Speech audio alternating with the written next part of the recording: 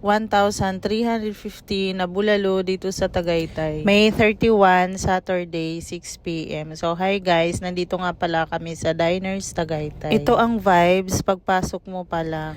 Hindi siya crowded pagdating namin. Dito naman yung overlooking nila para sa taal. So since 6 p.m. na dyan, medyo madilim na yung paligid pero nasilayan pa rin namin yung taal. Mabilis yung serving ng food nila, hindi kami nagantay ng matagal. In-order namin yung bulalo, perfect sa malamig na panahon. Medyo maulan-ulan nga sa labas. Tawilis, crispy hanggang ulo. Dinuguan naman, sarsa pa lang, ulam na. Itong pinakbit naman, fresh na fresh ang gulay. Nagustuhan ko siya, masarap.